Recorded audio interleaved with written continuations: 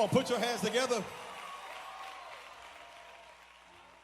No matter what it is, it did not work. Will you declare in this room, there's a blessing in this room tonight? And I need you to make a declaration. I give you permission to be concerned about you right now in this moment. Declare it in this room. Say, that blessing's for me. Y'all ain't talking in here, Orlando. Declare it. That blessing is for me.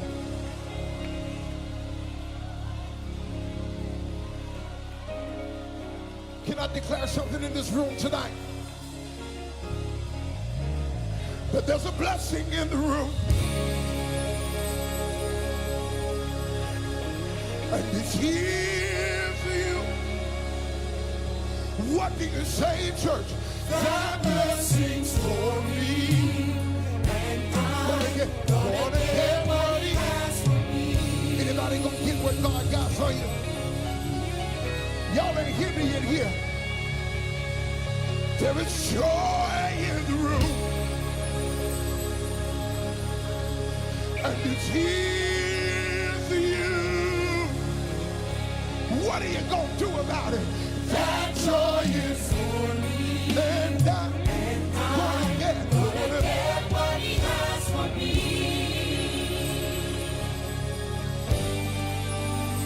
There's a miracle in the room.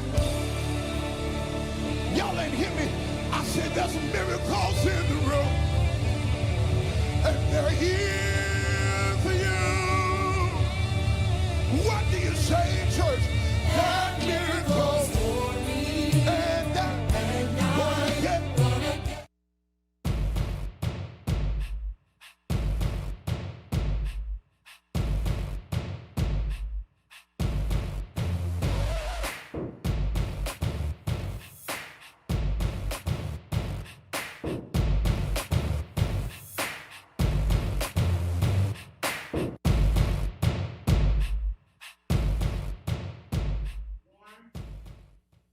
What's going on, family? God bless you, and welcome to another night of TNT. I am super excited about what we're going to do tonight.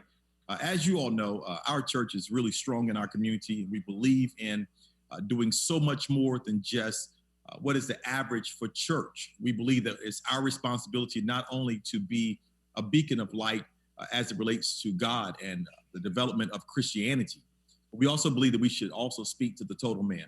And tonight, I am really excited because I have an opportunity to invite some key members of our church. I say key because during this time of this season of COVID and the coronavirus, we found them to be very instrumental in so many things that are happening. These are some of our frontline workers. We're talking about nurses. We're talking about different ones from the medical profession. We're talking about some pharmacists. They're going to be here tonight talking with us to help us. It's sometimes an uncomfortable conversation because I have found that there are very intricate moments where the church sometimes wants to pray over things only and not actually seek the science and the medical advice that God, I believe, has given to us to be effective in the community. And so today, we're going to dive in. We're going to have a conversation with some doctors. We're going to talk to the doctors tonight. So these are people who are trained, skilled, have studied for this. And we're going to even give you an opportunity tonight again to ask your questions. And so if you have a question, all you have to do is put your question in the tagline. If you put your questions in the tagline, they're going to read them out to me, and I'm going to make sure that we address your questions as well as we talk with the doctors. And so go ahead and share it real quick right now to tell somebody else to jump in. We're about to have a COVID discussion. All right? So let me introduce my guests to you today. Tonight, my guests are none other than Dr. Alethea Jr. She is one of the newest members of the medical profession here at the Experience Christian Center, and we are really excited for her. She's been knowing Alethea for many, many years, and as I've been knowing her for many, many years, we found that Alethea has been literally, she grew up in our church, and she's going off to one of the greatest schools in the world, Florida A&M University, and she studied pharmacy there at Florida A&M University. Not only do we have Alethea here, but we also have Dr. Brandon Brantley. Dr. Brandon Brantley is another one of our great members here at the church. Brandon is a member of, I think, Alpha Phi Alpha fraternity as well. He's a newbie daddy. He's a newbie daddy as well. And so I'm sure that right now he's having a lot of sleepless nights, but God has blessed him. He's a musician as well, been known him for years, but he's done some extraordinary things as well. You're gonna learn a lot more about him tonight. And then we have another Brandon. This Brandon is not Brantley, but this Brandon is Smith, Dr. Brandon Smith as well. He's another young man from both of these guys went to this great school as well, Florida A&M University. I'm just trying to say something in the air. Something happens on that hill. And so Dr. Brandon Smith as well. He is also a father again. So he's had another newborn baby as well. Something is happening over there. I'm gonna make sure it don't happen over here, but something is happening over there in the lives of these Brandons as well. And so he's another great man. He's also a married young man as well. Both Brandons are married. Both of their wives are also in the medical field as well. And so we're really excited to have them. And then we have Dr. Nicole Adams. Dr. Nicole Adams, she too, guess what school? Florida A&M University. She's another member of our church as well. Great young lady. She's also over our outreach ministry here at ECC, and she's doing an extraordinary job. And so we're really happy about her. And then this young lady, she actually pledged. She pledged Delta Sigma Theta. That is none other than Miss Shekinah Hall. Miss Shekinah Hall is another great member of our church here. She's actually a nurse, and so she's going to help us tonight understand some stats, but also talk to us a little bit about from the hospital standpoint of view as well, as we're talking about this critical conversation tonight. And so if all hearts and minds are satisfied and everybody's great, I hope I didn't botch up too bad y'all introductions. The day that you all decide to preach, I give y'all a whole different kind of introduction. But tonight we just want to jump in. We want to talk with the doctors. And so I want to first give y'all an opportunity real quickly. First thing I want to hear is tell me an interesting fact about each one of you all, because of the fact that many times we are having a church, and as we're having church, sometimes it doesn't feel like it's natural when we're talking about doctors and stuff. So give everybody an interesting fact about you real quick. Who wants to go first? I'll take the lead on this one. Good evening, everyone. Hope everyone's doing well. My name is Dr. Brandon Brantley. So graduate of Florida A&M University College of Pharmaceutical Sciences. And so my background is very diverse, and it started out, in traditional retail pharmacy, Walmart, Walgreens, CVS, Publix. But I decided to go back, did a residency in HIV and infectious disease, and ended up working for the Department of Health, where I took on the role as a public health emergency preparedness pharmacist. Consequently enough, during H1N1, that was my role for the state of Florida in the emergency response and how we handled the pandemic flu of 2008. And so, since then, I moved down here to Orlando and changed positions and now work as a director of pharmacy operations for a specialty pharmacy that services, high cost oncology and that's hepatitis C type medications. Awesome.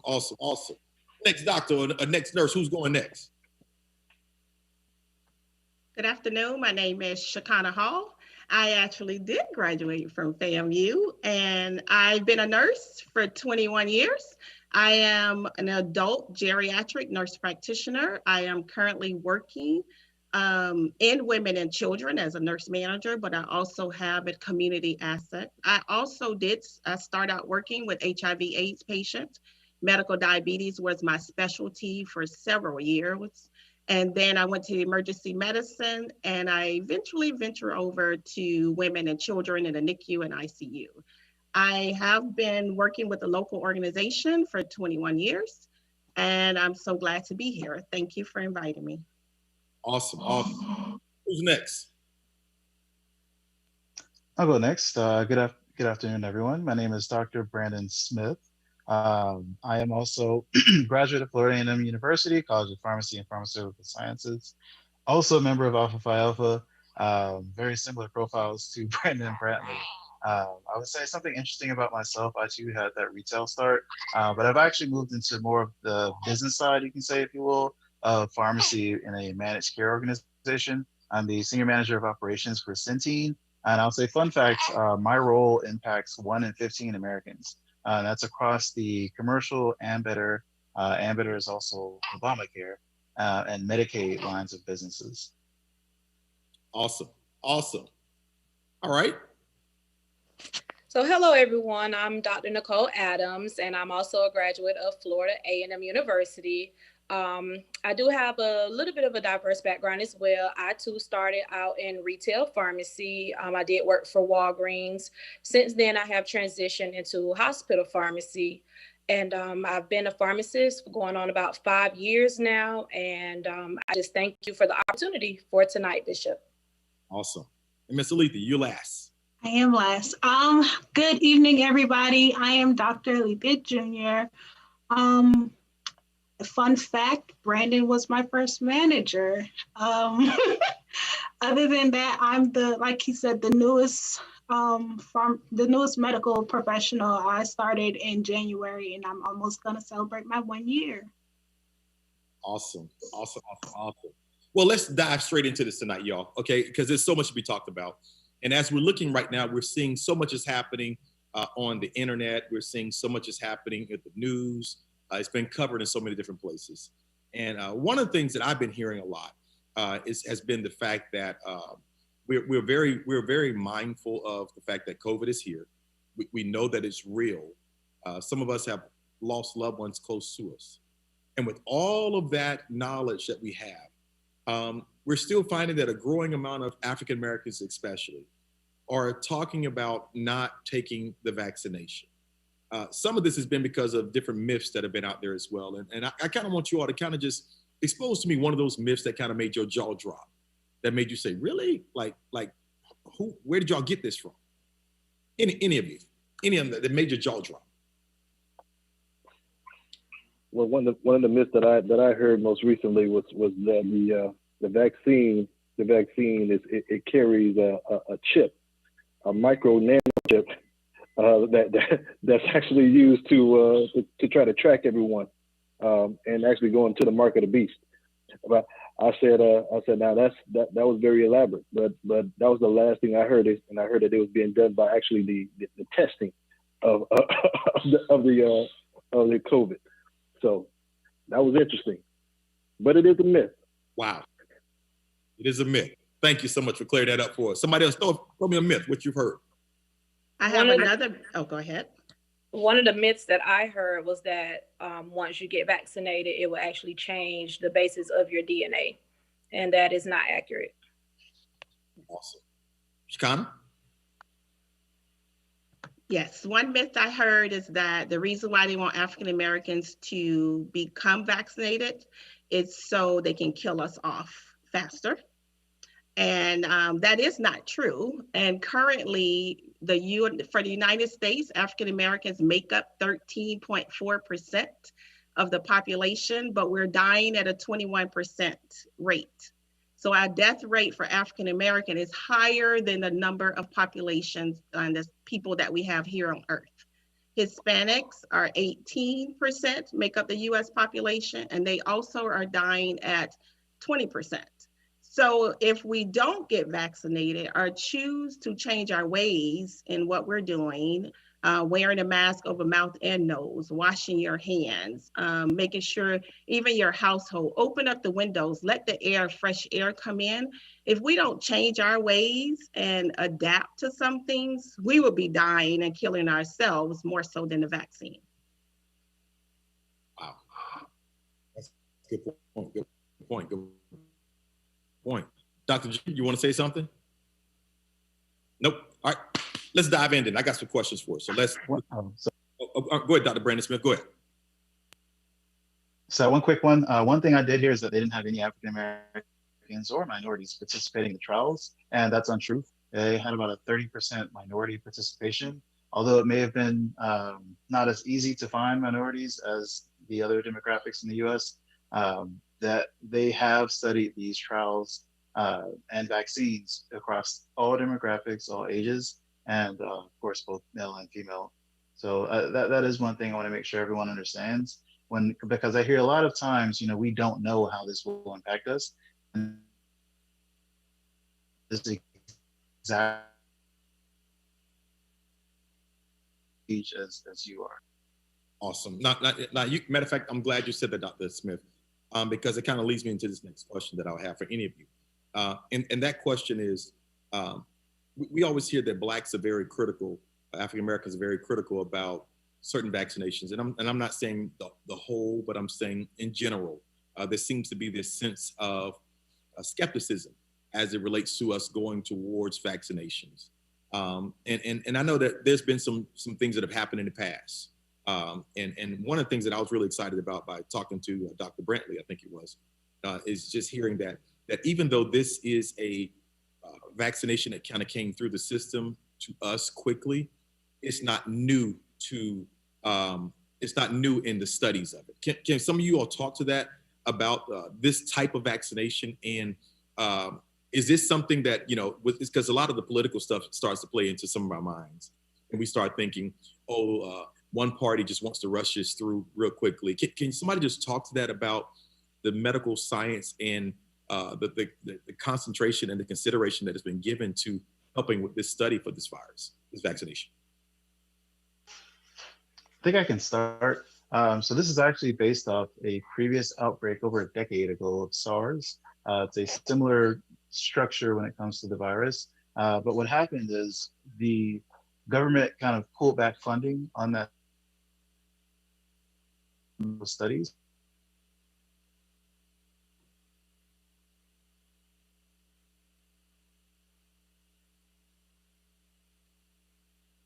Government allowed those current trials that you see and the current technology you see, that mRNA technology to kind of be fast-tracked to be finalized, but they didn't just create this vaccine in 9 months. What they did is they took the research over 10 years and noticed that all they had to do was swap out the proteins within these two vaccines to cover for COVID. So I would not be surprised if you see rapid responses like this again in the future, but that is kind of where this came from. Dr. Brandon Smith is also having baby duty, y'all. At the same time, we can see as well. Baby's taking over right now. He's taking over right now. Somebody else want to dive in on that? Because I think he was saying some great stuff there, just talking about how this vaccination has kind of come to be today. Who wants to dive in on that as well? Well, I think that because COVID came about so suddenly, and then just months later, it appears that we have a vaccine, the media is not really focusing on the process that this vaccine has gone through to become what it is today. And to most people, it does look like we got a very bad infection, and then all of a sudden they have a vaccine and that they're rolling out extremely fast, when we know that vaccines, they usually take 20 plus years for them to actually go through the vetting process and make sure that they're safe. And this vaccine, it just seems like one day we woke up and we heard about a vaccine and now it's actually being rolled out. But I think that the media has not done us justice with telling us about the technology of this vaccine.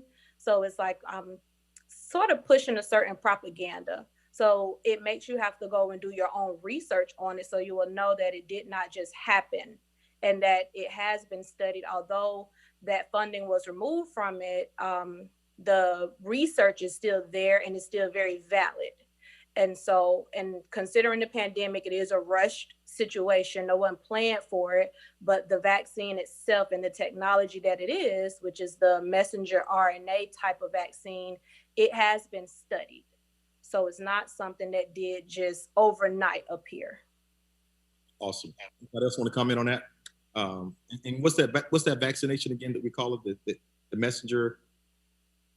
Messenger RNA, and RNA stands for ribonucleic acid. Okay. Because another thing that I've also heard kind of been discussed is some people saying that, hey, I'm not going to take this, they're not going to inject me with this virus and I end up with COVID as well. Can somebody kind of talk a little bit to that as well?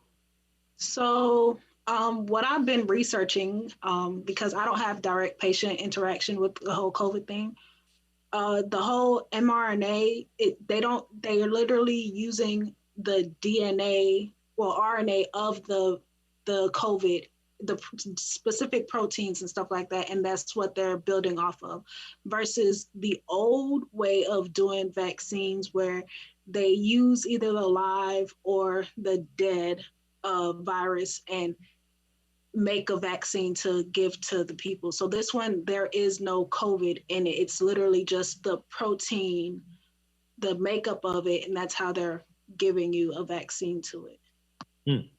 Okay. All right. Can I add something to that go real ahead. quick? I think Alethea, you made a great point, but I also want to address a myth with that we may get a question on later and hear about, where I've heard that they are injecting me with a Caucasian baby, and it's because the initial protein makeup that they're using was found from the embryo of a, I think, 14, 15 week Caucasian male, but that does not mean it is present in every vaccine. You can almost think of it similar to Henrietta Lacks, where those cells were used and studied to create what the vaccine is, but it does not mean that it is that exact thing is what's being injected into you. Okay. That's the to a point where we could identify that exact protein and get it to a point where, you know, we're not having to inject a weakened or a partial COVID into people to invoke that immune response. And that's what Alethea is referring to when she says the new way of doing things versus the old way. And one thing I like that Dr. Julia did mention is that it's not a live vaccine. So you have some people that say, oh, you gave me the vaccine and now I'm sick with COVID. It's not a live vaccine. So it was created, but it's not live. You hear on the news, which I had to do research because I do have severe allergies, and they talked about the anaphylactic shock and things that's happening. They have ingredients in there, and they will tell you if you are allergic to any of these ingredients, you should not receive the vaccine at this present time. But most importantly, we send them to their physician to discuss so they can talk about the different things that's inside the vaccine. If you had previous allergic reactions to vaccines, then they're telling you at this present time not to take this vaccine. Yes. Okay, go ahead. I'm sorry. Go ahead, Doctor. No, I was going to say, so that's really where they're saying, oh, what an anaphylactic shock. So I gave an example for me. I did contact my physician. You know, I have allergies, I have asthma, but I've never had an allergic reaction to a vaccine. I get my vaccines every year. I get them growing up. I get the flu vaccine. I've never had an allergic reaction. So therefore, I am eligible to take it. One of the precautions for me is because I had a reaction to other things that he will give me a prescription to have an epi for just in case. So currently when you get the vaccine, they are keeping you so they can monitor you at least 15 to 30 minutes to make sure you don't have any anaphylactic shock or allergic reaction, which normally would take place then. But if you have previous allergies and very severe, sometimes it might show up 24 to 48 hours. And that's why the recommendation for me, I did consent, but I haven't received it yet, is that I need to have an EpiPen for just in case. Now, can I let me ask you back? So say I take the shot, and so I get the vaccination, and I do have a reaction. Kind of what's the protocols? What's kind of, do we have anything in place for those individuals? Yes, so you should have, if you receive the vaccine, you should have the basic soreness, just like we take our babies to get vaccinated, soreness at the arm, it hurts, a little muscle ache. You might get a little bit of headache because that's what our kids get, but sometimes they can't tell us. Those things are expected. If you have something where, oh, now all of a sudden I can't breathe, that's the anaphylactic shock, I'm itching everywhere and it's like now I'm breaking out, then you need to call 911 because the goal is they need to come immediately to help you, and especially if you have difficulty breathing. But that happens with other vaccines. And it's just like they said before, people feel as though it was rushed. It was in the making for years, but now is all hands on deck. We're a pandemic. We have to stop doing other things, and the focus is just COVID. So you have people working 24 hours around the clock. So they used to work 8 hours, they're now working 12 hours. Somebody come in, all hands was on deck to increase the speed of this because we have so many people dying daily. Today, we have 10,000 people, new cases in Florida, 74 people passed. so far in Florida. And that's too much. We cannot continue that. So it's time for us to just say, yes, let's look at it, let's learn more, research it. And if you make a decision to receive it, to stand in line when it's your turn to have it done. Something that's very important I've seen is that the medical professionals seem to be lining up to kind of get it done as well. And is that a common practice for us, that usually the medical professionals take vaccinations first? Is that a common practice? I would say currently it's twofold. So when you are an emergency nurse, an ICU nurse, triage nurse, you're truly like we say, a junkie for highs. And you do not have that fear. It's like, I'm going to do whatever it takes to get my community safe, but most importantly for my family to be safe. So when we're in the medical field, we're normally used to that high, and we love science. A lot of us are science junkies, where we're staying up all night reading because I need to learn more. I cannot rely on the news to tell me. Yes, they're going to tell me what they want me to know, but I also need to research it for myself. That's why I tell people, when you go to the hospital, you need to at least have one person with you who's medical, who can help break things down to you and explain to you. And normally that's how care is given, and you get better care because you have the right questions to ask. But I feel as though right now the nurses and providers and physicians, they yes, line up. I'm in the midst of it. I see it every day. And honestly, when you come home and you don't have 3-4 of your patients die on you from COVID, you can only take so much. So it's, what can I do to make my community safe? What can I do to make my patients safe, to make my family safe? When we come in from working all day and you look clean, but we're not clean.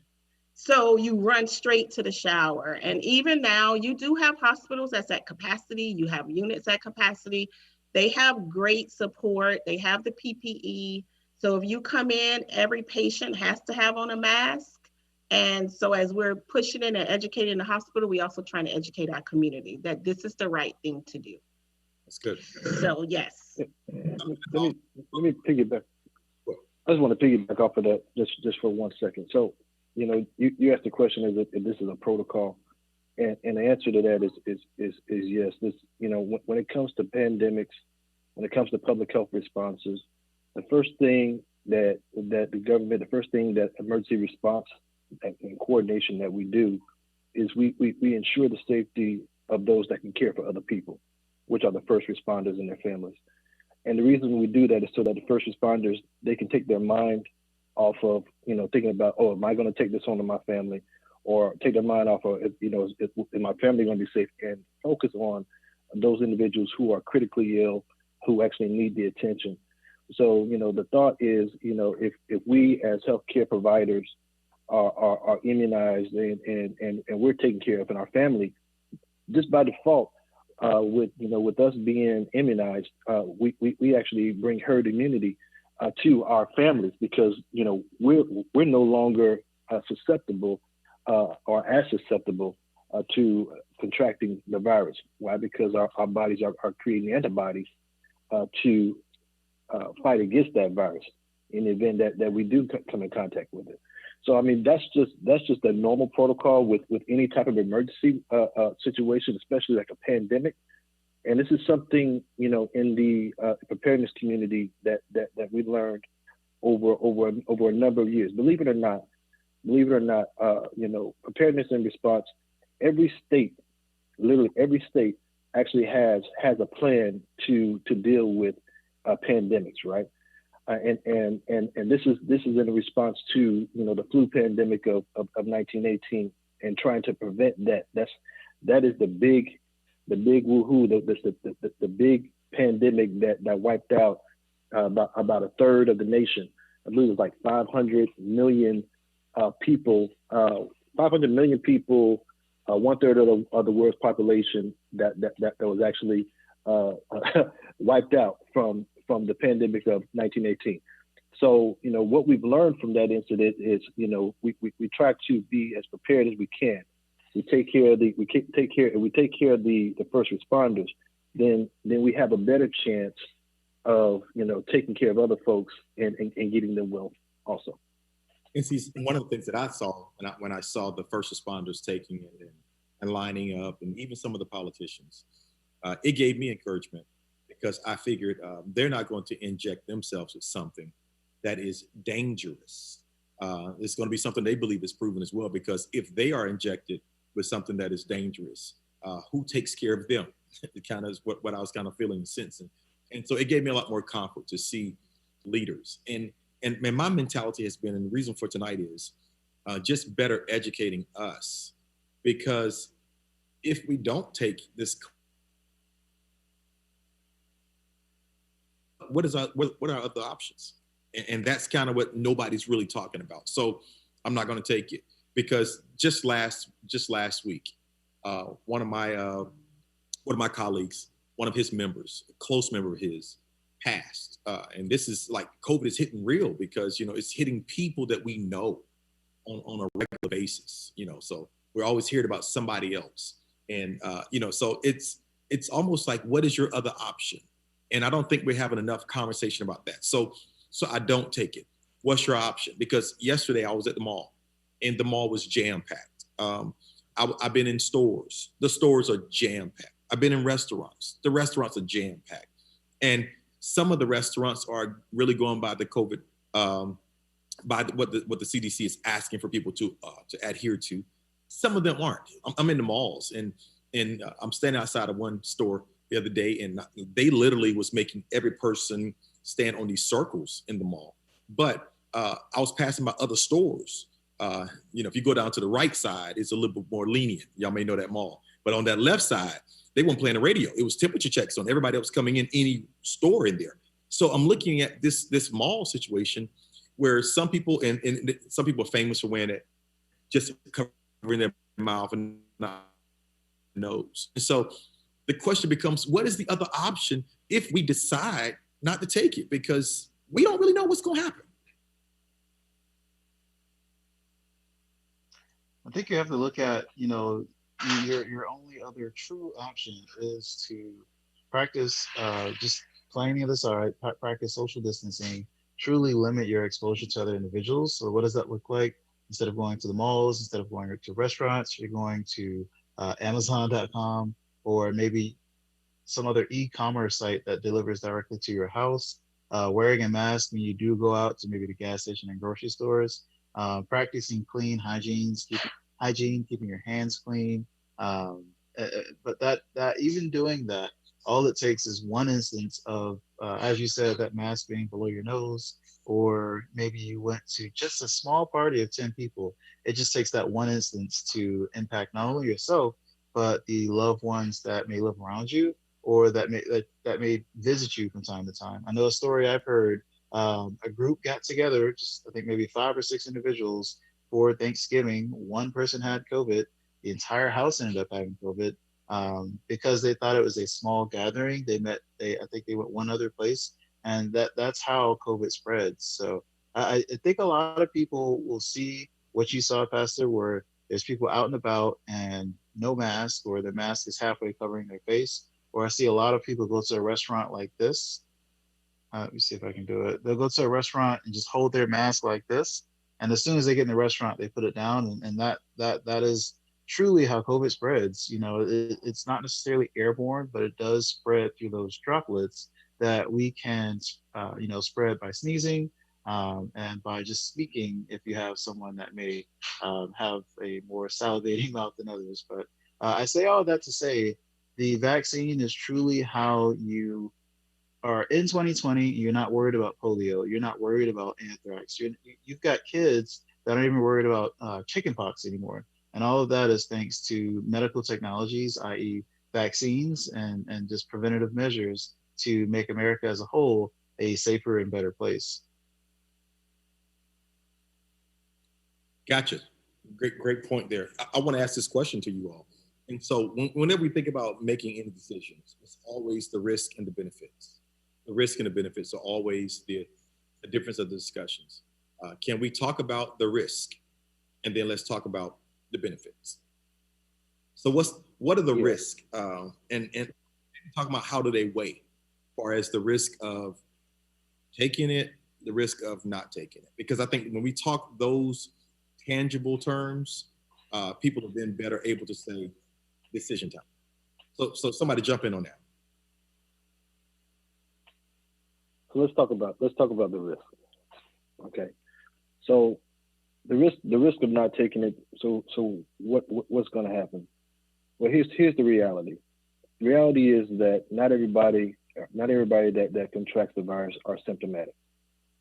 You have many individuals that are asymptomatic. They show absolutely no symptoms. They look perfectly healthy, and they bring it home to folks, and those individuals become hospitalized and they have to be intubated. I know a few families that are close to me that fell into that same situation most recently. So what are you risking really? Well, you're risking the lives of your family members. You're risking the lives of your sons, your daughters, your sisters, your brothers, your aunts, your uncles, your grandparents.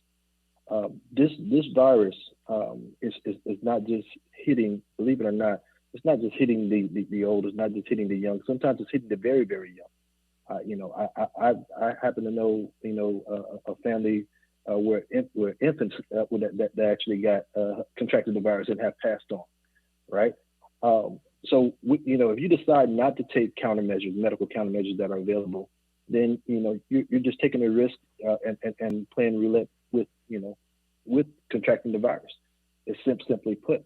The purpose for vaccines, as Dr. Smith stated, the whole purpose is to give you that extra protection. Yes, you can quarantine. Yes, you can wash your hands 50 times a day. Yes, you can just social distance. But how, at this point, I think most of us can say that is getting pretty old, right? At this point, a lot of us are getting tired and saying, okay, I'm going to take a risk and I'm just going to go, like you said, Pastor, I'm going to go out to the mall and just be amongst the people. So just one time this year, I'm going to be amongst the people, but I'm going to have my mask on. But, who's to say that your mask is on tightly enough, right? I actually double mask myself, right? Because, I want to make sure that there's no droplets getting in.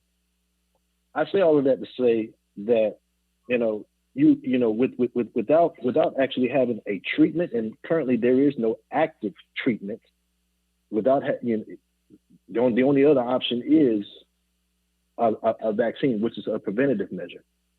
So usually when we have infectious disease, we have preventative measures, and then we have treatments. You could take one that's going to mitigate and going to, pretty much protect your home, which is your mitigation measures. But then you have the other. Once you get it, you say, okay, well, I got it. Now I just got to suffer through it for the next 2-3 weeks. This particular virus has no treatment to date. No documented treatment to date. Right. So that is scary. I talked about 500 million people dying in 1918. That could still happen today with COVID-19 at the rate that it's progressing. Now, I want to say something right after you, Dr. Brantley, as well, because so this virus, this vaccination, if I have COVID, is this vaccination effective for me now? Absolutely. Just because you've been infected with the virus does not mean that you can't be reinfected. Okay. And so even if I'm in the hospital room now, this vaccination can help me while I'm still sick? Not while you're still sick. So you have to have recovered in order to take the vaccine, and you have to be healthy in order to take the vaccine. So I know one of the other doctors mentioned, that there's a series of questions, that they ask you, which is typical for any vaccine, but especially with this vaccine, COVID-19, and the fact that the vaccine was developed, howbeit the research is 10 years old, but it was developed in a period of 6 to 8 months, right? So we want to be as to be as cautious as we can with the knowledge that we know of vaccines and the knowledge that we know of giving vaccines to those who are sick. That's not something that we do. That's not something that you even do with flu. If you have the flu virus, you can't take the flu vaccine right now. You got to wait till your symptoms have passed for at least 2 weeks before you can be vaccinated. And this is no different. Yeah, and now I'm gonna shift lanes a little bit to you all. This is for anybody. As we recognize that nowadays there's a big distrust within the African American community and healthcare systems. There's been a lot of different theories, conspiracy theories with African Americans. We know that sometimes we have struggles getting African Americans to go to the doctor.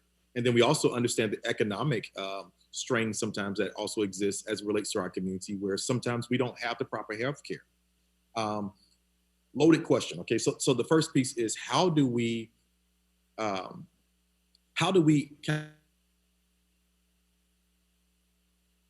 getting better health care? And loaded question, is there a difference for African Americans with health care? Is there something that hospitals are taking at risk not to treat African Americans from what you've seen, equivalent to what you see other races? Is that out there? I know that's a hard question to ask there. I'm gonna jump in. And y'all help me, team. When you do the research, there is health disparity within the African American culture and other cultures. It's just what it is. Now, and that's what the research shows us. And that's why we try to push more African Americans in the medical field so they can decrease that disparity. I do know some local organizations and even throughout that actually have taken a stance and have people truly looking behind the scenes, making sure they start bridging that gap. And this actually started, I can say 100%, I know for a fact since Mr. George Floyd, when we had that issue and the race comes up and you can see within organizations how things are changing. And that was the one thing that came up. It's not just his incident that took place. Now we're talking about race as a whole, and health disparity is real. So I can use an example for one of the local organizations. They actually now have a health disparity team. And it consists of different medical personnel, not just African Americans, but you have Spanish, you have them throughout. And the goal is for us to figure it out if it's happening in the organization and to fix it. So health disparity happens.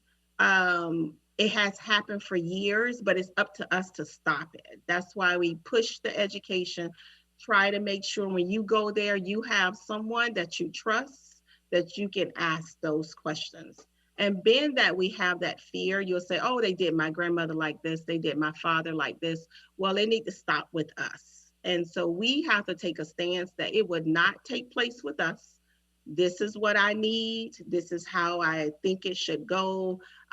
This is what I need for my health care. Can you help me? And if someone tells you no, just like we do in other life experiences, we need to now go find a different person. Because if you feel like something is wrong, don't stop with your no answer. And you know how when we were younger, we had that tenacity and we would just go after till we get. We need to do that with our healthcare too. And we have to take a stance and not allow someone else to tell us this is just how it is. Now, question for you. Yes. Because the question I want to go to is, does that start at the hospital or is that something that we develop from our physician? Can you say it one more time? Do it start at the hospital or so I have my own. Does that start when I go into a hospital that I'm looking into this disparity that's taking place? Or is that something that I catch on to in advance? Because when we talk about walking into a hospital and finding out from somebody you're comfortable with, and most times we're kind of depending upon whoever is standing before us to give us knowledge and information. So how do we start to break that trend that you're talking about? It talks about like today's discussion. It starts now. It starts that we need to be more active in our community. We need to attend those free education sessions that they have. But it actually, not in the hospital. When we're in the hospital and you're a patient, you're sick, because that's the last place you want to go. You don't have the strength to fight. You don't have the strength to do certain things. But it actually starts beforehand. It starts going to your doctor's appointments. You know you have a primary care doctor appointment coming up in February. Now, before I'm this age, what test do I need when I'm 40? What test do I need when I'm 50? Do I need a mammogram? So it starts where we have to learn about our health. But it starts every day. It starts in the doctor's office. It starts even when you go to the pharmacist. They give you your medication. Do you have questions? No, I don't have questions. But in reality, guess what we do? We go in the car and we start reading. That's our opportunity to ask the pharmacist. So I do have asthma. Do you know if this interfere with my asthma? I still have to take my albuterol pump. That's what the pharmacists are there for. And we see where, oh, they're just giving us our medicine and we're picking it up. No, they ask you, do you have questions? And we'll say, no, we don't have questions. But in reality, we do. And so we just have to start being open and ask those questions. Don't be afraid for questions. Questions are not dumb questions. You know, we were raised, oh, you ask a question, those dumb questions. There's no dumb question when it comes to your health or your family health. I don't care if someone texts me 50 times a different question, I'm going to answer your question because I'm so happy you're asking. So we just have to be open, and we need to truly humble ourselves because we used not to ask certain things. Ask those questions because it's your health and your well-being. Perfect. Hold on, I got a question coming from online, matter of fact. So online question, go ahead. If someone is diabetic, should they take the vaccine? Did y'all hear that? The question is, if someone is diabetic, should they take the vaccine? That's one of our questions from online. I'm going to refer them to their physician because normally if you're diabetic, you could have neuropathy with your hands or your feet. You could have kidney disorder. That's also happening because when you become a diabetic, it also affects your whole body. So it's not just I'm a diabetic. What about your blood circulation? Do you have respiratory issues also? Do you have kidney failure or something else happening with your kidneys? I would truly refer them to the physician. And before they go, reach out to one of us and say, what questions should I ask them? So that way you take your notepad, you have your questions, and you sit down and you ask. You know, look up something, and I'm going to try this. And I know I'm putting y'all kind of on the spot because I ain't asked you about this earlier. Y'all know y'all got a kind of spontaneous pastor. But I think that in this season, I think we need to develop something that can give some advice, especially like, for instance, there's been many occasions that I've texted some of you and said, hey, matter of fact, Nicole, I just texted Nicole the other day, texted a picture of some medication that I have, like, yo, is this good for Black people? And she texts back like, Pastor, that is good. That's good for you. That's actually a good one there. Be careful of this, that, and the other. Or Shekinah, you know, many times I've called you like, hey, listen, this was going on, man. You know, my arm feel like it's about to fall off, you know, and I just reach out to you and you respond back. Maybe we can develop some type of email that when the questions come in, we can just occasionally kind of look at some questions and respond to the best of our knowledge. And that response may be, for this one, go directly to your personal physician. That may be the response. Or it may be, hey, ask your doctor, is this, and this available versus this? So I think that may be another way that our church can begin to help people, because right now I'm hearing all these conversations about, you know, I'm not going to take no vaccination until the third go round. I'm like, third go round, like what's the third go round? Like, are we waiting for Johnson & Johnson to get it? You know, so what's the third go round? I know we got Pfizer has one out, and now the new company, what's the new company that just came out with theirs now? Moderna. Moderna just came out with theirs now. Is it changing through the difference of those who are releasing? Speak to that, somebody. Is it changing through the differences of companies? Like, do they have different things that are being approved? Somebody speak to that for me. Can you all hear me? Yes, sir. Okay, perfect. There are small, very small differences. So Moderna's dose is actually a bit higher. That's why you don't have to follow up in 21 days. It's 28 days instead. You also don't have to have that ultra cold storage. But a lot of those are just based off small things like the preservatives or lack thereof in the vaccines. But at the end of the day, it's using the same technology to kind of implement and cause that, invoke that immune response. And apologies for the avatar. I'm, got the 1 month old over here. But I say all of that to say that although you may hear individuals saying, I'm going to wait until the second and third round, some people may have to. I know right now, just based off the limited availability and the supply chain of both vaccines, right now it is kind of primarily focused on those over the age of 65, those in nursing homes, and then those frontline healthcare practitioners. So if you have an individual that may be a project manager for Microsoft working from home, they may not be able to get the vaccine immediately, but that doesn't take away from the fact that they still need to practice social distancing and keep in touch with their pharmacist and doctor so that they can receive that vaccination when they're able to.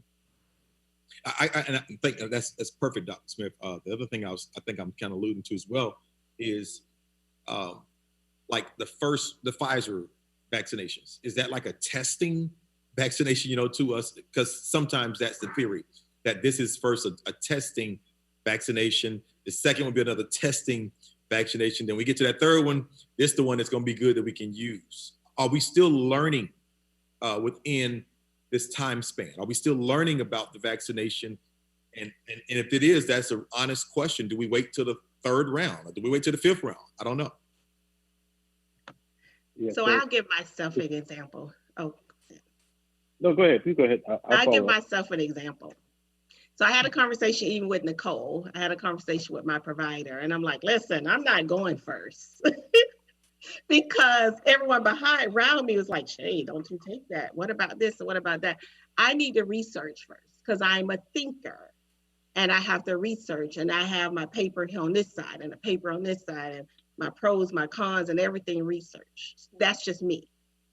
And then I said, okay, now let's look at all my research, what I've done since they started, because I'm trying to learn as I go. And then I think about what's important. The important is my family. The important is I haven't seen my dad. The important is he's going through chemo and I'm working in the hospital. That's not happening. The important is what's truly important.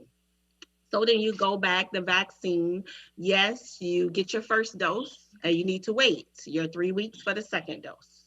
So you can get the first one, then you do have to wait. Then after that, it says 1 to 2 weeks, then the effectiveness would take place. So if I go January 1st and receive my vaccine, I need to go back on the 21 or the 28 days. And then 1 to 2 weeks after that, you should then truly have the effectiveness of the vaccine. So I don't want someone to get the first vaccine and then think, oh, I'm good, and don't go back for the second one. You're doing disservice to your body and you're not protected. So we have to think on those different things too. And the other differences, just like the doctor mentioned, is that one has to be frigid cold, which is Pfizer, and the other one does not. I think we will still continue to learn about the vaccine. It's not final, but what they have now is what's working, and it's been shown in UK. And so far, a lot of people have been vaccinated. I know when I look at also is, do I want the death rates to increase? And I don't want it to increase because of me, because I'm asymptomatic and I'm taking care of patients. Then I'm really transferring it. And that's the one thing that he mentioned, is that people go out to the mall and you don't think nothing of it. They take their mask off. But the patients that I had, only 2 of them was symptomatic in the beginning. All others were asymptomatic. And some of them entered on a vent, intubated. And here I have a newborn baby, but I have someone that's intubated. Dad is so distraught, can't make decisions, but I have a critical baby and I have a critical mom. So we have to think through of what's right for our families, and then still continue to do your research, reach out and ask the right questions. But I just want to make sure people know it's asymptomatic. You don't have any signs of symptoms that's spreading the virus. That's why the numbers are so high. But then also when you do say, yes, I am going to get my consent, I'm going to sign the consent, I'm going to get the vaccine, it's a two-part vaccine. So don't think because you have the first one that you're good. You have to come back for that second one. If not, it's a disservice and it's a waste of that first vaccine. That's good, because I did not know that. To know as well. Dr. Brantley, go ahead. You was going to say something? Yes. So it's not a test vaccine, right? They test these vaccines during the clinical trials. Now, although the clinical trials, they were shortened in length, but they were still yet extensive in the amount of people that they touched. The important thing to note with the vaccine is that it is proven effective, 95% effective, right? So regardless of the side effects, it's proven effective, right? That's what people need to understand. So with any medication, any new medication, any new biologic that comes to the market, there's something that's called post-market surveillance, right? And what that means is that, we're still monitoring the medication. We're still monitoring the effects of the drug or the biologic or the injections that or vaccines that are coming out to ensure that there's nothing that pops up that we have never seen before. So is that a concern or not too much, because that's something that we do on a daily when we're looking at medicine. But that is just the reality of it. Okay. So we know that the vaccine, you can give you a headache. We know the vaccine, you can experience a fever and can experience flu-like symptoms, 2 to 3 days after receiving the vaccination. It's not guaranteed that you're going to have those side effects, but a percentage of people who will take the vaccine, they will experience that. But at the end of the day, the vaccine will be effective. And that's the key message that people need to understand, meaning that they will have a substantial amount of immunity against contracting the virus that could potentially harm a loved one, potentially harm, a family member. That's the message that people need to understand. And that's what they need to take home. That's good. That's very good. And something I want to kind of segue this way. We're getting ready to wrap it down as well. How important, first of all, do you all think it is to see African-American medical professionals out talking about this virus? How important is that? Well, I would think that it's extremely important because it's, for most people, it is easier to talk to someone that looks like you. And also it's a different culture. So you may be able to ask something a certain way where someone that's from that culture, they may be able to understand it, versus a different culture, they may not be able to understand what point you're trying to make or what question you're asking. So I do think having more African-American medical professionals go out to talk to the African-American population, I think that would do a lot of good, because it would just make it a little bit easier, maybe a little more comfortable for the person who is a little undecided about if they want to get the vaccine or not. They may feel comfortable with asking a question that they may feel is not so smart, quote unquote. Nobody wants to ask questions and appear like they are uneducated on a topic. But if you're comfortable with the person and know that they have your best interest at heart, it doesn't matter what the question is, I'll ask it, because I know after I ask it, you're not going to judge me as if that's something that I should have already known. So I do think sometimes with the cultural barriers, it just helps if you do have someone that's from your community that knows the information and can communicate it to you in a way where it's understandable. That's good. That's good. Anybody else want to jump in on that one as well? Yeah, I want to say one quick thing. I think it's very important, not only from all the points mentioned, to all great points, by the way, but I think it's also important from an understanding and a cultural standpoint. So if you don't have someone out there that looks like you, talks like you, and comes from that same background, you could potentially misinterpret or not receive some very pivotal information. So what do I mean by that? African Americans and Hispanics are two of the largest classes that are disproportionately impacted with preventable diseases. A lot of that comes from, we like to eat and we like to eat good. So that's high salt, high fat diets. And those diets can lead to about 80% of the most, well, I'll say 8 out of the top 10 um, preventable ways of dying. So what does that look like? Hypertension, that's high blood pressure, diabetes, cardiovascular diseases. All of that is preventable with proper dieting. However, unless you have someone that has that understanding and can make those appropriate recommendations, it may not hit home like it needs to be.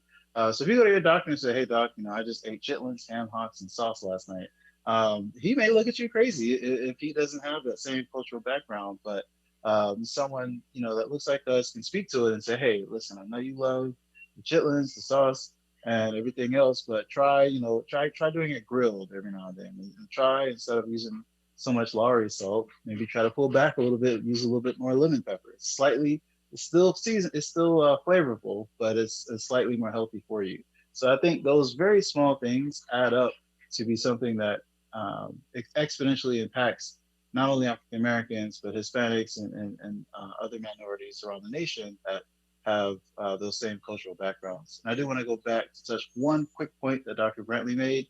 That post-vaccine data that he's referring to is publicly available. So anyone that is curious about what does it look like, what is being reported to based on some of these vaccines, there is a website that monitors this that anyone has access to and can look into. And I've looked at it myself. I just posted it in the chat if anyone's familiar. But what that looks like is looking at the data closely and seeing that 99% of the adverse reactions reported from vaccines are things like injection site pain and redness and swelling, things you would expect to see when someone sticks a needle in your arm. Nothing crazy like, I turned into a robot 2 years later, or I couldn't move my left arm. It's just that typical injection site pain that you would expect to see when receiving any type of injection. Okay. I think we got another question from online. Do we have another question, Derrick? Oh, okay. And so let's walk this way now with our discussion. The golden question everybody has right now is, do we believe that times will ever turn back to some sense of normalcy? Will we ever go back to how we knew life being? Because some people are fearful of that never being able to return. Some people are insubordinate right now because they're determined to get back to where it was, and they feel like if I'm gonna live, I'm gonna enjoy this.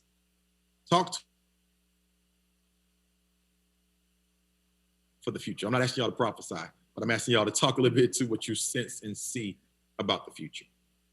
I feel as though we can get back to our quote unquote normal, but it's going to take all of us to get there. It's going to take us to be vaccinated. It's going to take us to maintain the social distance. And I would love to see what 1 year from today brings. Because you have to think, we had the Spanish flu before, wiped out so many people. We had the measles. Now all the kids get vaccinated for measles unless you're against vaccination. We had the mumps outbreak. So this COVID is exactly how the pandemics were before our time. It's just now we're in our 40s, 30s, 40s, 50s, and are seeing it for the first time.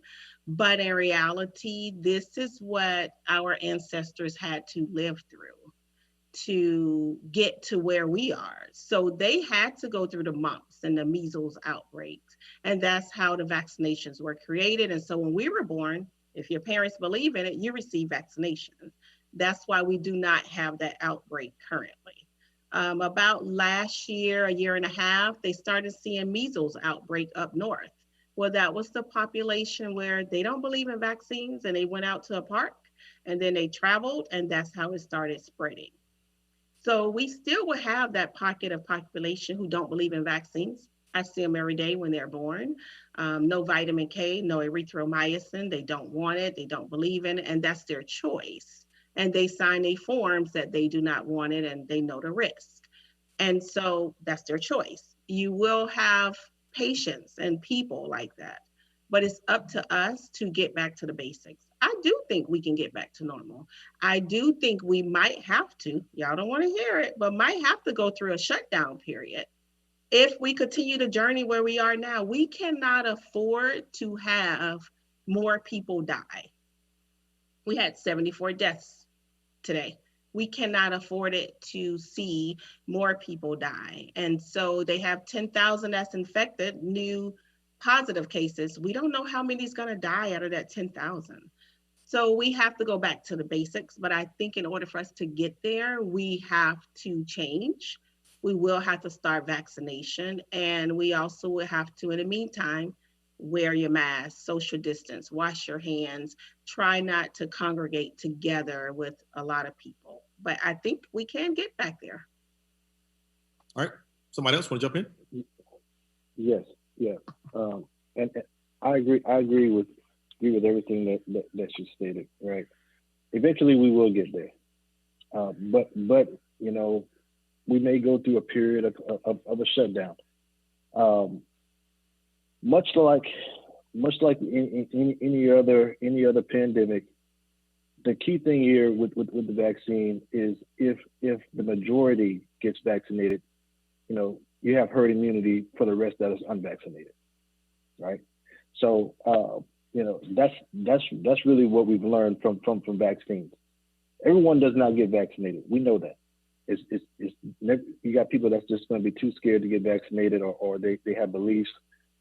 But when the moment that we start to see normalcy is going to be the moment that we have a vast majority that's vaccinated, and or we have a treatment available for the virus, an effective treatment available for the virus.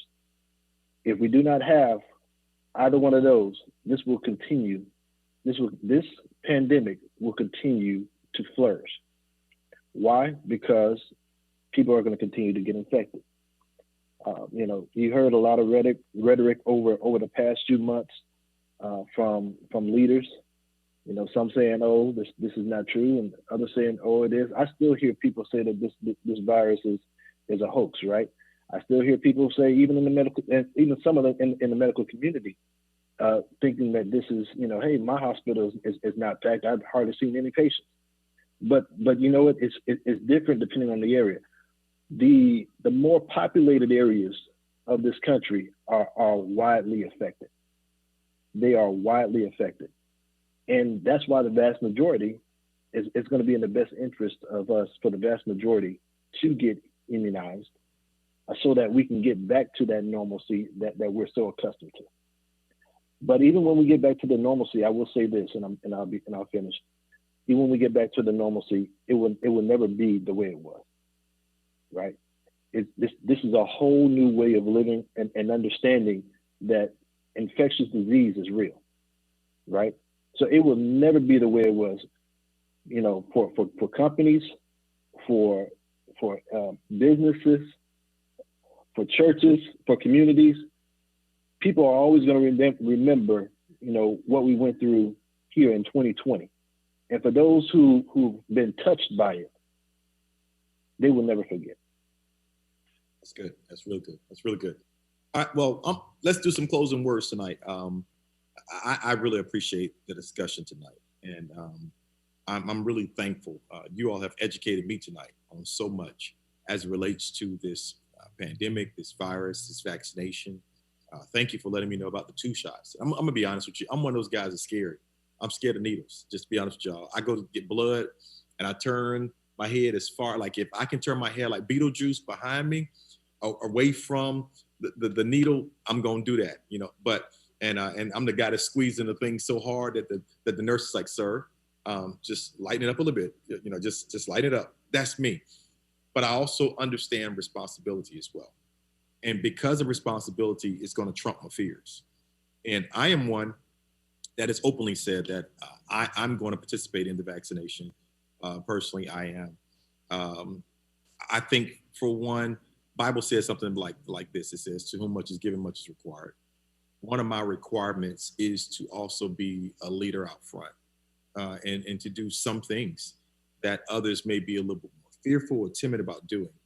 But I'm one who's going to participate in the vaccination when it is available, and I'm looking forward to that. I heard that herd vaccination Dr. Brantley talked about, and the truth is that just means like a vast majority is taking, and the other vast is benefiting from the others taking it. I believe, if I define that correctly, and kind of what's happening with that.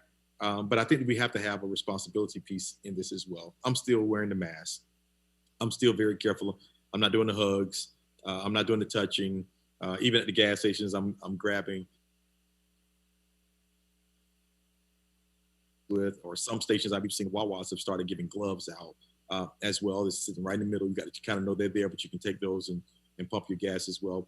And so I'm working all those things, sanitizing my hands and trying my hardest to be what I can be, and still functioning what I have to do, what I'm kind of called to do in life as well. But as we're moving forward, I think these kind of discussions are necessary, because the Bible says that we suffer because of the lack of knowledge, and knowing who to ask. Because here's the truth: we are talking, but we're talking to the wrong people. so we're talking to Pookie, and we're talking to our cousin down the street who is a pharmacist, but it's not quite legal. And so we talking to them. And I'm gonna just be frank. Okay, I read this the other day and I thought it hit home so well to me. It talked, because we're our population, we're very quick to be very critical. But I think Will Smith put this out. He says, so y'all do X, y'all do crack, but y'all afraid of vaccinations, and that's the truth.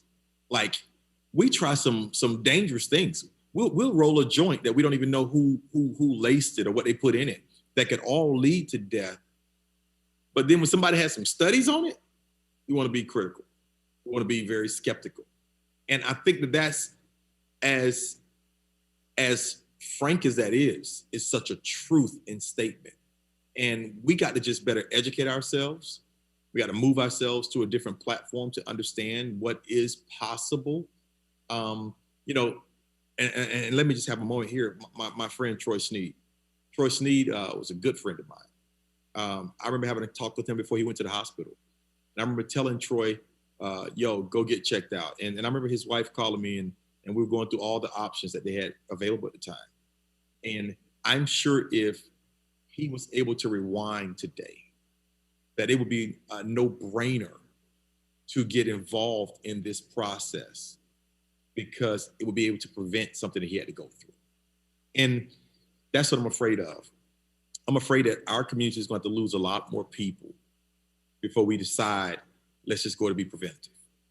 I think that's what I'm afraid of, that we're going to talk each other out of it. Like, no, you crazy for doing that. You shouldn't be doing that. No, I believe that we should, for one, give everybody their own rights to make a decision. Just as Shakana talked about tonight, that you have religious beliefs that talk against vaccinations. So we understand that. But you got to give everybody a chance to make their own decisions. But by all means, don't influence somebody else not to do something that could be the lifesaver. Because when I think about that, I think about the blood that may be on my hands, of telling people, don't, you crazy for doing that. And then what happens when they're in the hospital and now they're on the ventilation machine, and now we're looking to the eyes of their family because somebody's passed because of our advice not to do something. So you definitely have the free rights. This is called America. We all have it. But we must all encourage each other to become educated, to learn more, to talk to the right people. I'm going to say it now. I'm going to do this. I'm going to ask any of you all that's available to help us with this as well. But just if we can get some kind of email system kind of rolling, where we can just give response, like the ECC response. I ain't gonna put on none of y'all personal emails. We're not gonna do that. It's not gonna be, I was listening to Ricky Smile this morning, and one of the characters on there, Black Tony came on and gave his email address today. His email address was at gmail.com. Nothing before it. It was just at gmail.com. I thought that was hilarious this morning, but that's Black Tony. He said his email address is at gmail.com. So I'm not going to do y'all email address at all, but I'm going to do something for the church, ECC doctors or something like that, where the question can be simply asked. And we'll put all the different parameters in place that we are not responsible for anything legally. So believe me, between Shekinah and Nicole, we're going to get all that stuff covered and taken care of. But our community does need to know a place that you can just ask some questions and somebody could just respond. There's some medication African Americans, but sometimes we're giving it and we're taking it because we didn't ask those questions. And I think that we just need to do a simple ask location where people, because I've been telling people for a while that I think the greatest situation you're going to have is January. January is going to be very alarming for a lot of different reasons. And one of the reasons in particular is people are going to be forced to make some decisions when it comes to economics. This housing piece is going to be lifted a little bit as well. And you have to pay your rent, and just some things are going to catch up with us. And people are going to be evicted. Just America's about to be in a real tender place. And one of the worst things is to walk into a mall and see all of these stores, but don't have an information booth. You need something somewhere to give you a settledness, because if not, you can become overwhelmed. And that's what I'm looking for us to kind of be, just a piece that helps settle the nerves of some of those common questions. And again, the answer may be, for that question, you really need to talk to your doctor. And you really need to seek out professional help from your personal physician on this one.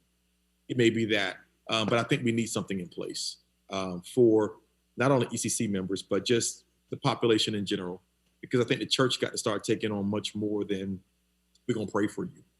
I think that we can do prayer and work together. And I think that that's kind of where we are and what I'm looking to do. Closing comments, any of you, closing comments. It's 8:02. I promise y'all 8 o'clock, closing comments. I will say that for the people of my generation or young adults that are out here hanging out, mask above the nose. Like it's really not that hard. Even in church, keep the mask above the nose. We walk around. Do your research on getting vaccinated. It's not going to happen right away. Y'all not on the front lines. So do what you can as if you were on the front lines. Be protected, protect your families. And as far as like the questions and everything, we're open. Questions come in all the time. They get answered. And that's the worst thing, not asking the question, because then you're out here doing things you don't have no business doing. So. Sounds good. Anybody else? Anybody else want to say something before we go to dismiss out? Yes. All right. One thing I wanted to bring to the forefront real quick. Just one clear message.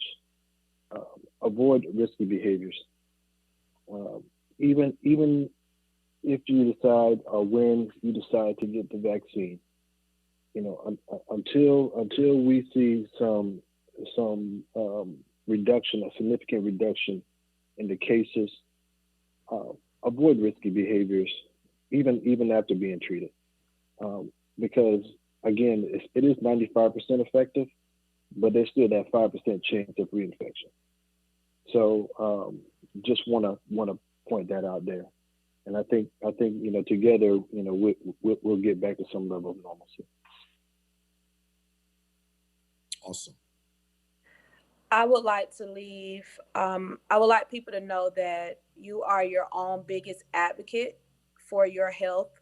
So follow the parameters that are in place, ask questions, get someone in your circle and your team that you will feel comfortable asking questions. So that way you won't be left out of the loop. I know for a lot of people, they're not educated as far as the medical field goes, but that's okay. You don't have to know everything. You just have to know somebody that does know something about the topic that you need answers for. So it's okay. You don't have to feel overwhelmed.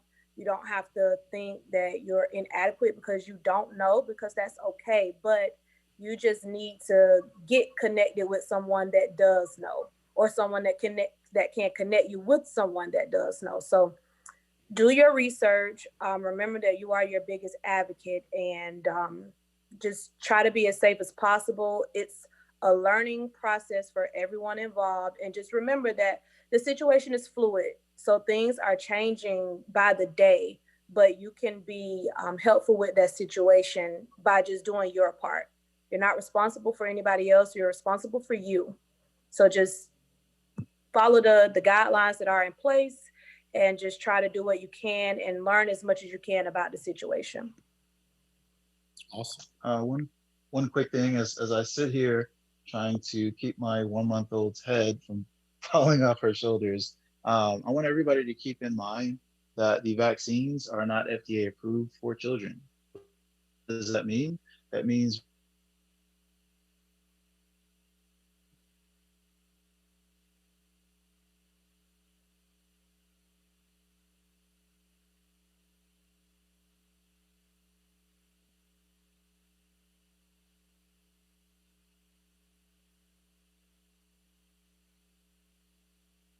so just be cognitive that even if you get the vaccine and you feel like you are a superhero who got your powers on December 21st, just be sure that you are practicing social distancing and washing your hands, not only for today, but in the immediate and long-term future as well, because you don't want to be that passive person that spreads the disease because you're asymptomatic and you go and spread it to someone else's young children or young kids. So just keep the kids in mind.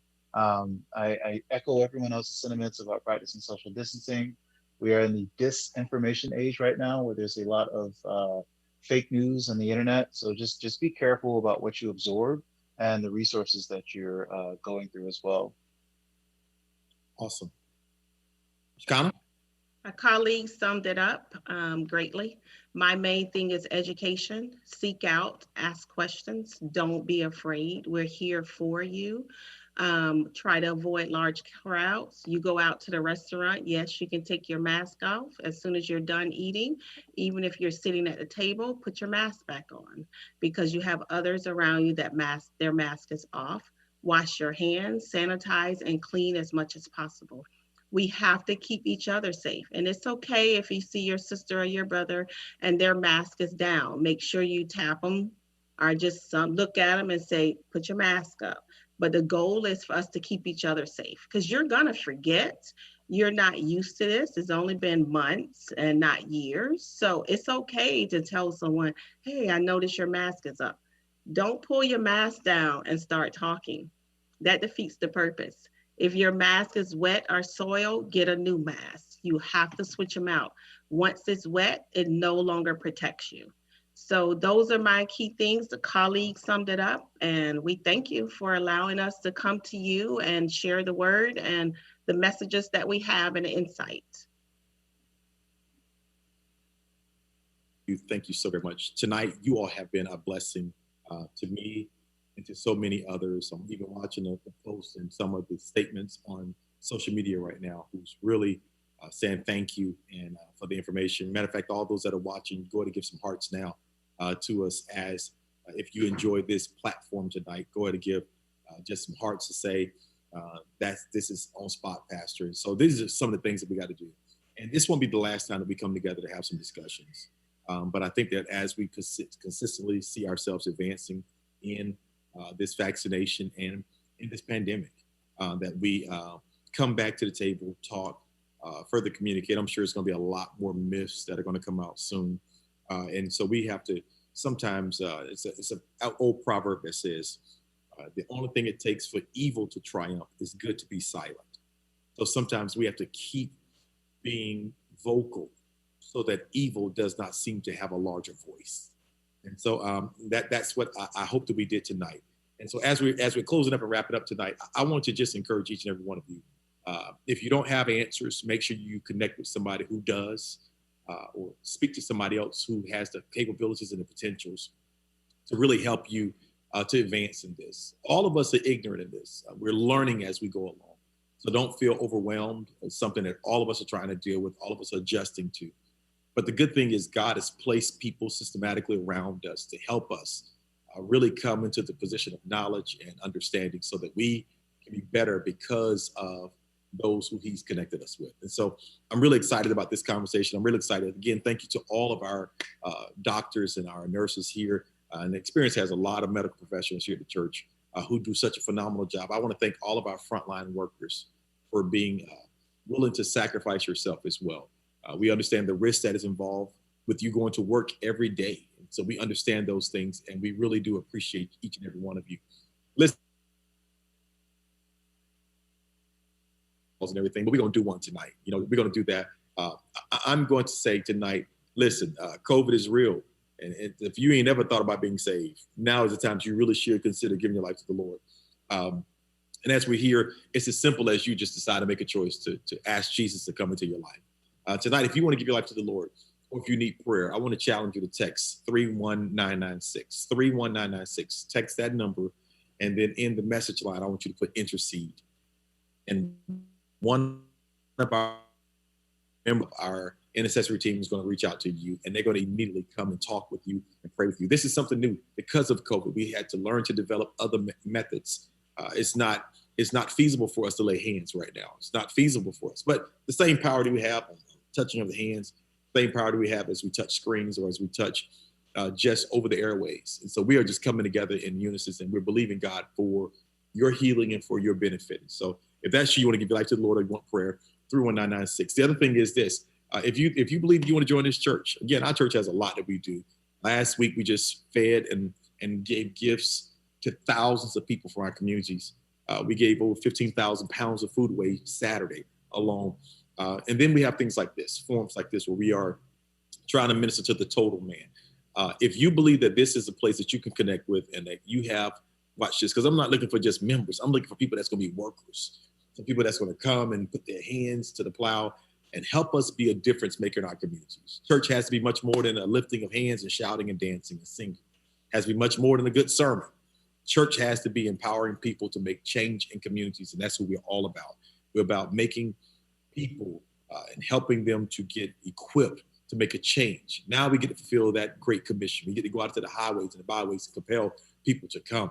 And so I'm asking you, if you want to partner with us, become a ministry partner with the Experience Christian Center, come on and join in with us as well. And then last but not least, tonight, I want you to prepare yourselves to give a seed tonight to the Lord. Tonight, I know it's holiday seasons. I challenge the church on Sunday, don't be more willing to give to people, to give them a smile, than you are to give to God, who has already given you a mandate of how to handle his house of worship and how to get back into him. It's a covenant that cannot be broken. I want to challenge each and every one of you tonight to give a seed tonight in offering. I'm asking everybody that can do it. Listen, $25. Let's do it. Let's do a Christmas gift tonight. $25. Every person that can give a $25 seed. I want to challenge you right now. You can go on and you can text give 77977. You can text right there. You can push pay. You can give right there 77977. When you get into the app itself, or when you get down into that message line, put in TECC. And from there, you're able to walk through the steps and you're able to give. Or you can cash app us at $ECCORL, and you're able to give to this church. This is you, and I appreciate each and every one of you as well for being with me tonight. It's time for me to get up because this stool that I've been sitting on is really hurting right now. And so I'm getting ready to get up and go. I want everybody to have a great Christmas vacation. Enjoy yourself. Be safe. If you got family members coming over, hey, something we did for Thanksgiving, right before Thanksgiving, we went and got tested because my grandparents was coming. We went and got tested to make sure we were good as well for them. Be responsible. Be responsible. You see, you always hear it when y'all was in college and you was drinking. They would tell you, drink responsibly. Amen. And so I'm asking you all to be responsible. If you're going to do whatever you're going to do, at least be responsible. Mask, wash, distance, get tested. Please, over and over, get tested.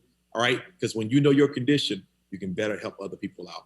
I love each and every one of you all again. Thank you so very much. See y'all when I see y'all. Men and women, don't forget, we do not have our Wednesday and Thursday night calls. But tomorrow night, revival. Don't come to the church. Ain't nobody going to be here. It's all online. I'm looking forward to tomorrow's night revival service as well. Join us at 7:03. 7:03. I believe the Lord got a word for you, and I'm looking forward to it. I think they're preaching on favor on tomorrow night. Favored. And so I'm looking forward to it as well. So join in with us and tell somebody else. Please, everybody, like and share this message today. Please like and share this. Somebody else needs to hear this that was not able to jump on now. I appreciate you. God bless you all. Praying for you as always. Take care.